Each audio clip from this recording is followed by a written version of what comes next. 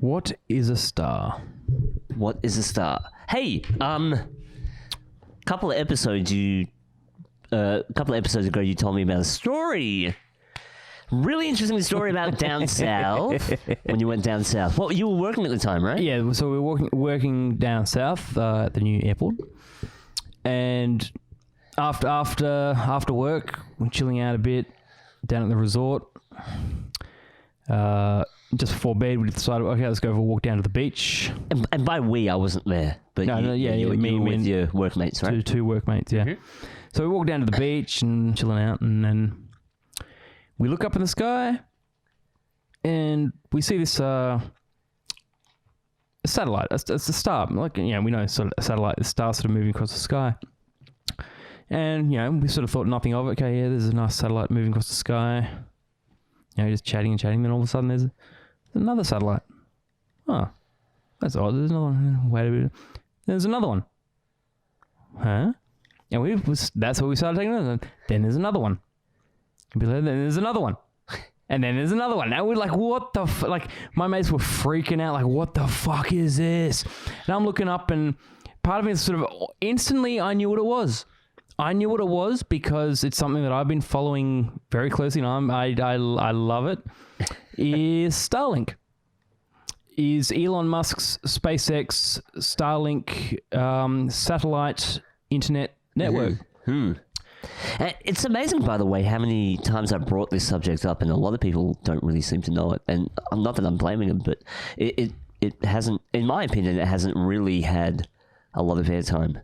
It's been there. It's definitely been there, especially on the internet with articles and stuff. But you would think that something as prominent as this would get a little bit more airtime, right? But yeah. I don't know. But that's a side note. But so how many satellites did you see all up? Oh, we started counting. We started counting them, and we lost count because it got to the point where the entire arc of the sky from the southeast all the way to the northwest-ish was just a dot, all just moving across the sky.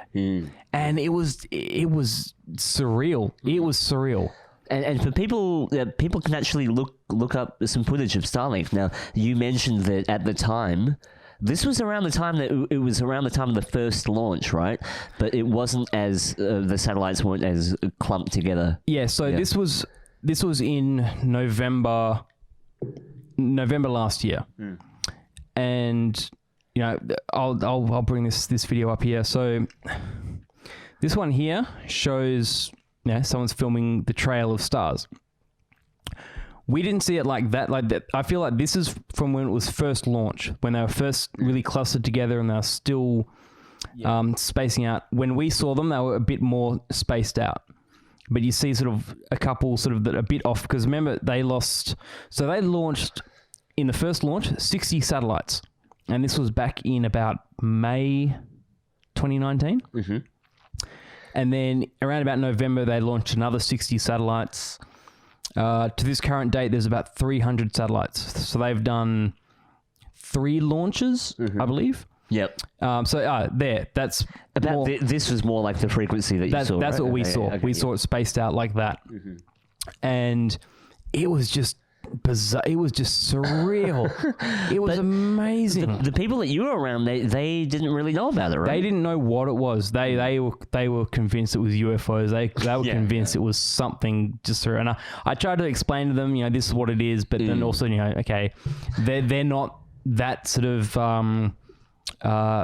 aware of what it is. So I thought, okay, I'm not going to try and drop them with these tech bombs at the moment under the conditions that we were in. Okay, well, let's get into, I guess, what is Starlink and what is the purpose and what is it there for? Okay, so Starlink is essentially SpaceX's internet satellite network. It is what they call a constellation of satellites that are launched that are going to orbit the Earth, providing high-speed internet connection via this network of satellites around the planet.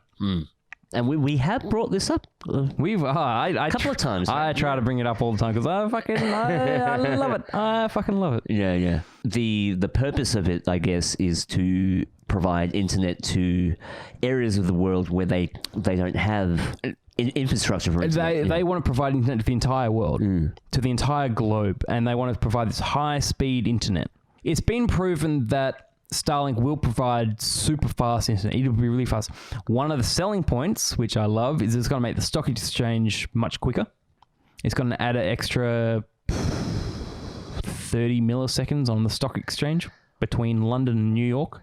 Which is very, very small. Well, it seems like a very small amount. It seems small, but it's a big thing for the stock exchange list. Absolutely, and for us gamers, 30 ms is the difference between a headshot and not a headshot, right?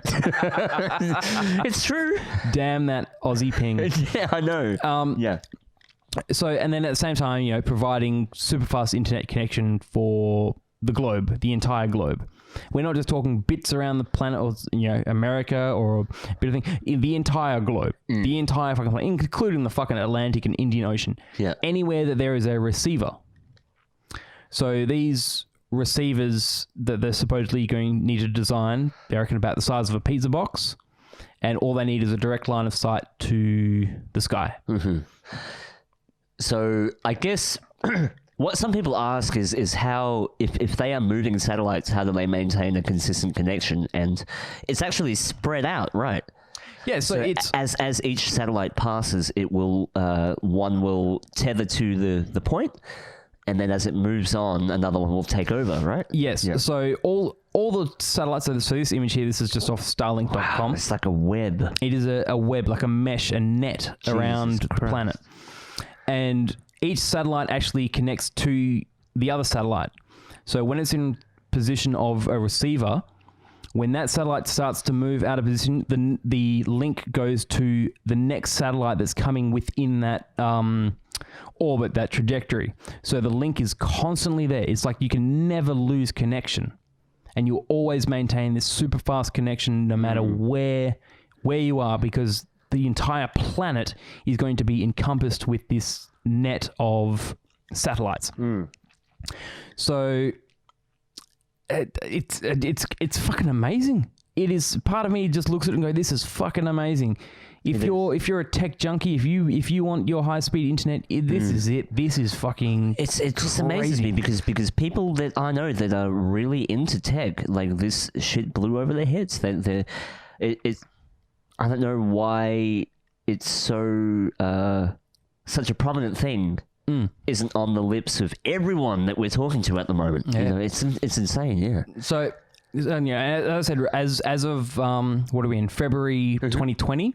Yep. There are 300 satellites deployed at an altitude of about 550 kilometers above, just directly up, 500 kilometers up. That's all it is. That's crazy. Yeah. And that's almost to Kalgoorlie. And that's 300 satellites. And within the planned completion for phase one is planned completion of around 2027. They reckon about half of it will be up by 2025, and then by 2027 the entire phase one will be deployed. If you can do me a favor real quick, just pull up that chart of how many satellites in total will be up, and running at the end of the proposed 2027. So. Yeah. So this is Wikipedia, if you want to believe Wikipedia's information, which I guess we can say we can. So phase one, you can see here a 550 kilometer orbit shell. The number of satellites they plan to deploy, 1,584. So there's currently 300. They lost 2 of them are deorbiting, 3 of them they didn't get connection with. And then by phase, and in phase one, we're looking at altitudes of 500 to 1,300 kilometers. Phase two, around 330, 350 kilometers. And a number of satellites, 2,500 over 3 stages. That's a lot. That's a lot. So the whole second phase overshadows the amount from the first phase Yeah, and by a large margin. only 350 kilometers above the Earth. Very low. I'm surprised they're not going to fucking run into the top of Mount Everest. So when you saw it down, where were you, in Albany? Bustleton. When you saw the satellites in Bustleton, that would have been the first run of about, 500, right? Yeah, I think they'd only deployed. Well, they did the first 60 and then the next 60, so within 120. When I say 500, sorry, I mean 500 kilometers was the height. Yeah. So and that was already quite prominent, right? Yeah, you could fucking see that. Right? You could see that. You didn't have to squint to see it. Right? It was a bright light. Right? We just stood there watching it going, this is crazy. Yeah, that's fucking insane. crazy. So now these numbers here, SpaceX has been approved by the FCC for the deployment of 12,000 satellites. 12,000 satellites in the orbits between 350 to 1,300 kilometers above the Earth. So there's two stages. There's two levels. There's a close orbit, and then there's a further away orbit. I think it's sort of shows where the current ones are. 500 kilometers. It's normal satellites operate around 1,000 kilometers, and then the bottom ones are going to be right here, right just above the planet, at 300 kilometers. Very, very low orbit. Yeah. 12,000 satellites. So Starlink have just submitted a new, seeking approval for another 30,000 satellites. Yeah. 30,000 on top of the 12,000. That's what 42,000 satellites orbiting around the planet in this web mesh configuration. So one thing that I brought up, which was that immediately concerned me when I heard about this, was I brought up the idea of the visual pollution that it's going to create, and how what are, astronomers, people whose livelihood depends on them looking up at the sky and having a clear vision. What is going to happen when there are 42,000 of these units just flying through and just essentially blanketing the sky? Now, hang on, one thing I want to clarify. I just found it. Oh, okay, cool. Starlink satellites are equipped with efficient ion thrusters powered by krypton that enables the satellite to orbit, raise, maneuver in space, and deorbit at the end of their useful life. I'm not making this shit up, people. I'm not making it up. But what's going to happen when, the whole sky is kind of covered in these things? But one thing we have to clarify is that, will it be visible? Obviously, in the daytime, it's not really going to be visible, right? Is it only thing? No. So okay, and we discussed this. Yeah. The visibility of these things. Now, I'm sure some people have seen the International Space Station fly over many times. People see satellites fly over. The reason we see these things, these satellites, the space station, is because it's reflecting off the sun. So it's not like they've got a light on it and you can see it like a plane flying over by, you can see the light. No. It's the reflection of the sun off these satellites at their certain heights. Which means there's only going to be certain times during the day or certain positions in the sky that you're going to see this. And I still find it so fucking synchronous and strange that we managed to see it at that time that we decided to walk down to the beach. Yeah, it was crazy. We'll talk about synchronicity. Before we started this episode, we were like, where is the Starlink right now? Where is that batch of satellites? The second we look at the radar, it's actually passing by Perth. It's nowhere near now. Yeah, it's already over the US now. Holy crap! The speed of that. It's already over fucking Africa. What did we went and had a pizza and came back, it's already near the US. The first one's coming back near Australia. That is freaky. That's how quickly it moves. The speed of that is freaky. Yeah. That's crazy. So we contemplated what the visual, I suppose the visual pollution. Yeah. So these satellites aren't going to be visible 24 hours a day. It's not like every time you look up in the sky you're going to see them. But when the sun reflects at a certain point in time, if it just happens to be that, well, I mean, we were lucky because there's only a certain trajectory that we were lucky to see that orbit was going over us at the time.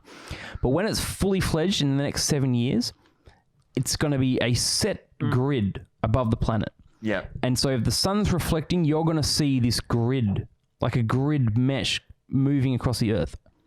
Maybe not the entire sky that you see, but a section of the sky will have this grid. And unless these newborn kids in the next 7 years are actually told what it is, they're going to look up in the sky and go, "What the fuck is that? Yeah. What is that?" The same way that we looked up when we were going, "What is that star?" Now, when you saw it, they were only what? How many were in the sky at the time? I told you we lost count. Yeah, but like 60 to 80. That's not even 10% of the final amount. 12,000. That's crazy. 12,000. I mean, 42. Well, 42. 42,000. Yeah. Well, whether we'll see the whole 42,000, but at least. So yeah, and those were the ones at 500 kilometers, and there's the 7,500 satellites are set for 300 kilometers. Even lower. Even fucking lower. Even lower, yeah. And the argument has come out, especially from the astronomical community, I believe they're called. Astronomers, people that look up in the sky with telescopes, talking about how they could affect and interact with their work of observing the night sky. Yeah. Let alone some young kids that don't actually know what's going on. They just look up at the sky and see these lights moving across the sky. And it's actually a lot of articles have started coming out recently asking how the FCC approved of these satellites. The FCC, which is the American Federal Communications, right? Yes. The Federal Communications Commission of the United States of America approved 12,000 satellites for SpaceX. That's going to affect the entire fucking planet. If you replace SpaceX with any other agency like the UN or NASA, people would be like, what the fuck are they doing? Yes. Sending that shit up into the sky. Yes. But I find it so weird that SpaceX was able to essentially just under the radar, just kind of go, look, we got approval. Hey, SpaceX are the cool hip kids. Hey, look, Elon's having kids with Grimes. The young millennials, they dig him. They dig anything that Elon does is got to be cool. Yeah. It's got to be good for us. Yeah. And I think that is the approach that they kind of I want to believe with. that. I want to believe that, though. I'm torn. I don't want to be cynical, like I don't like advancements in tech, but I'm also like, how the fuck do these guys get this? Yes, the power to do this shit. Yeah. And like I say, I love this. I love the idea. Part of me wants to be able to look up in the sky and think, we are advancing in technology. Our human race is actually going somewhere. But then when you look at this, like, total disregard for the entire planet, where this American commission can approve of something that affects the entire globe. So, okay, man, so we've got the Australian Communications and Media Authority, the ACMA, which it's essentially the Australian version of the FCC. Yeah. And I want to get into the well, yeah, because you said something that struck me. You said this has to be a coordinated kind of rollout by the globe. It can't just be from one FCC. Because it can't just be from one body. if the FCC are doing something for themselves that affects the world, so they're essentially invading on the Australian communication, our own communication authority. So that's why part of me thinks, well, there has to be some sort of coordinate. There has to be some sort of agreement going on between not just the American and Australian, but the entire world kind of has to say, okay, we're going to allow for these satellites to operate at this altitude on these frequencies. Because because what if Australia turns around and say, hey, we wanted to use that frequency, or we wanted to launch satellites, and we'll go into thinking about more satellites eventually. But going into the whole frequency, so the FCC frequency bands are everything is divided into, it's like allocated areas of frequency use. So some are used for normal radio transmission, some are used for telecommunications. You've got say like air traffic control, you've got marine, you've got military. So all the frequency bands are allocated. There is like the frequency allocation chart. There's a chart for it, right? How it's all divided, right? It's actually freaky when you look at the spectrum being kind of chopped up and and kind of divvied up between all these areas. I mean, okay, this is the Australian radio frequency spectrum allocations chart, going from the very low frequency of 3 kilohertz up to the EHF of just before 300 gigahertz.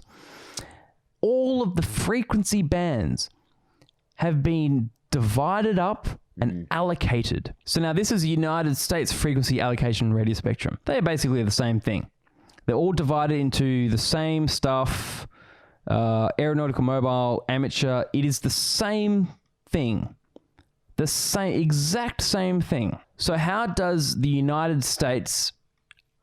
How are the United States able to approve of something which could potentially interfere with the Australian allocation? So what does Starlink operate on? So according to filings with the FCC, so it will broadcast in the Ku, the 12 to 18 gigahertz, and the Ka, 26.5 to 40 gigahertz spectral bands. So again, two frequency bands. Okay. Which are typical bands for communication satellites. The very low Earth orbit satellites, however, will make use of the V band, a higher frequency band ranging from 40 to 75 gigahertz. Turning up the heat on the lower ones. Turn up the heat when you're closer to the Earth. You got to turn up the heat. Here comes the speculation, right? So what are the... When I speak to some of my friends that do know about Starlink, the first thing that they're worried about is potential military or weaponized applications for it, right? Now, that's really speculating because we don't know. Like, can you weaponize something at that frequency? What would be the purpose, right? Unless it's for surveillance or whatever. But now we do see other companies coming out saying that they want to use this sort of style for distributing their own direct line of... internet or cloud-based services, right? There are other companies that are developing their own satellite networks. Some companies talking about having direct from satellite to device connections. Just eliminating the need for any kind of provider or carrier. Receiver type thing. It's just directly to your device. And this becomes a huge big argument because back when the internet started booming, and when we started having these Wi-Fi routers, there was a huge, big argument about, are these Wi-Fi signals affecting the body? Or having sort of any effect, when we talk about mobile phones, when they first came out, it was like, oh, they can cause cancer, keep them away from your heads and sort of things. Yeah. Which later people said, oh, no, that's a load of bullshit, because it's not ionizing radiation. But still... We're talking frequencies. We're talking frequencies that exist. Electromagnetic frequency is a natural phenomenon in the world, in the universe. So from very low frequency, it becomes this radio spectrum. And if you move the frequency all the way up into microwaves, then you've got the sub-millimeter waves. It goes into infrared, visible, ultraviolet, X-ray, gamma, cosmic ray. It is all part of the same spectrum. It's not really about the dirty C word. There are 2 dirty C words. There are 3. We're not talking about a physical ionization, but cancer-causing radiation. That's what I'm saying. No, forget that. I'm not talking about stuff being cancerous and all that stuff, but I'm talking about how does that affect your vibration, your frequency, your thought. It's a naturally occurring frequency. Fair enough. So therefore, my body is in tune to this naturally occurring frequency. So what are we going to do? Let's just start pumping more and more energy into it. Let's turn it up. Let's pulse this frequency into your body at a higher energy capacity. Aye. But how? That's why I say, if it is uncharted territory, how did it get approved so quickly? Well, because How did the FCC just turn around and go, yeah, sure, just load up the sky with 42,000 satellites? You want to know my theory? I think that they're pushing towards a technology utopia. I feel like they a technocracy, a new Babylon. that's a fucking good way to say it. Techno Babylon. Yes. Right. And do you know what? I do believe in the future we're going to suffer if we make it that far. But I like to think that we will. We are going to suffer another crisis, and it won't be environmental. It'll be electromagnetic. Electromagnetic exists. We talk about cosmic rays, infrared, natural visible light, and then let's just skip this what could be artificial frequency, and let's just go down to this low frequency that occurs, that is in tune with the body, that we say is part of the whole nature, is inside of us. It's this frequency that holds matter together. Now, what happens when you turn up energy? When you turn up a light bulb, when a light bulb burns too brightly, Heat. It heats up. The energy causes. If you're gonna the sun is a nuclear reaction. The nuclear reaction is caused by this energy that is pulsating, and it causes this heat, and the heat is what hits this planet. Yeah, the sun is causing the planet to heat up. The ionosphere around the planet expands and contracts on like a 3-day cycle. We know that. That's science proven. And now we have these natural electromagnetic frequencies in the planet, and we are overloading them with this energy, with this technology, with this data. And what is it going to do? What happens when you overload, when you turn up the frequency, you turn up the energy in a frequency, it burns, it gets hot. What do you think HAARP has been doing? HAARP does that same thing. They turn up the frequency, they turn up the energy to heat up the ionosphere. So you want to talk about climate change, talk about the shit that is changing the climate. What is changing the climate? You're going to tell me there's carbon dioxide, there's natural, like gases and stuff. Okay, fossil fuels. Fossil fuels. Where does fossil fuels come from? We dig it out of the ground. We burn it. We burn coal. Does nuclear energy create carbon emissions? Well, isn't come from uranium? Isn't uranium part of the planet? Isn't all of this industry that we use, oil burning through car engines, it is all part of the planet. It is all part of the planet. Maybe we are changing the chemical properties a little bit, but it all comes from the planet. But what doesn't come from the planet is this technology, this digital, this energy that we are increasing and pumping through the natural frequency of the fucking universe.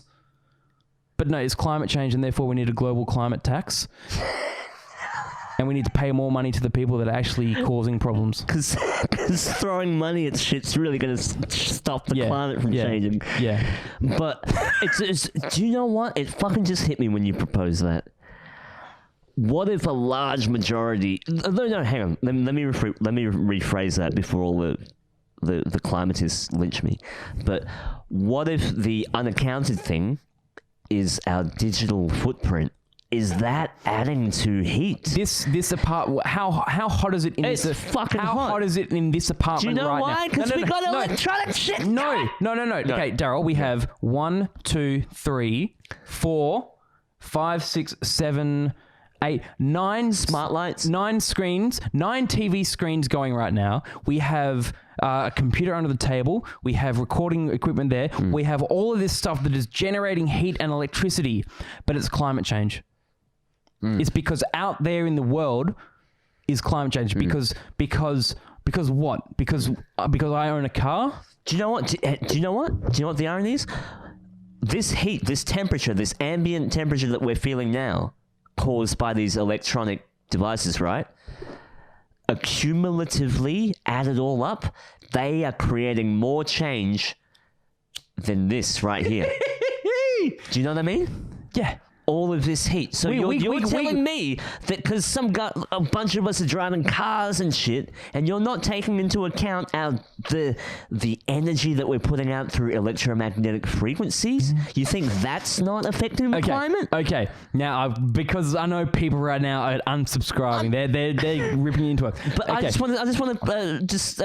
I want to say, it doesn't mean that I don't think we can be cleaner, or I don't think that we No. Okay. Yeah. Okay. So that's where I want to go. This whole thing, our fossil fuels, our dirty resources that we use, absolutely is bad for the environment. You know, I'm an advocate for the round Earth in terms of the size of the atmosphere. Yeah. Okay. Let's say that the atmosphere really only is, you know, these satellites are 300 kilometers above the planet, which is outside our atmosphere, which is outside the ionosphere. You know, the air that we breathe is being held in by only a couple hundred kilometers above the Earth. So when we're pumping these fuels and stuff into the planet, yes, they're being held in this tiny little firmament above the Earth. But part of me believes that this atmosphere that we have is not a solid thing. It's not. You're not going to fly through this atmosphere and hit the edge of it. Don't argue that. Don't. But you're not going to hit the edge of it, which means part of the chemicals, part of the molecules, the atoms, everything that has come from the Earth has to find a way to disperse. You know, you showed me that little science experiment when you pour heavier, different density liquids on top of each other. You can drop different objects and they float on the different levels. Therefore, if we're pumping gases and stuff into the planet, up into the sky, different levels of the atmosphere are going to filter differently. So I don't think that all of this shit that we're pumping into the sky is just being held in by our atmosphere. It's not like we're breathing. All the air is just circulating, coming like we're not hotboxing the Earth, right? Yeah, a giant Dutch oven. I would just find it so ironic if half of this temperature change is just from the sheer amount of overloading of these frequencies. Yeah, but contributing, not the sole cause, but contributing a bit. We are pumping energy onto these frequencies, and not just a little bit. We are pumping excessive amounts of energy onto these naturally occurring frequencies. And now we want to pump it from up above down to below as well. Because remember, I was saying before, it's no longer like a horizontal dispersion of it. It's now from the top down. These frequencies naturally occur where they come from. Where are they? Where are they right now? Where are these frequencies? But these satellites are actually pulsing energy. Like when we have Wi-Fi, when we have our routers, the energy is coming out from those antennas. Those frequencies are being pulsed out. But the frequency, the electromagnetic frequency that is being used is it natural? Do we artificially create it?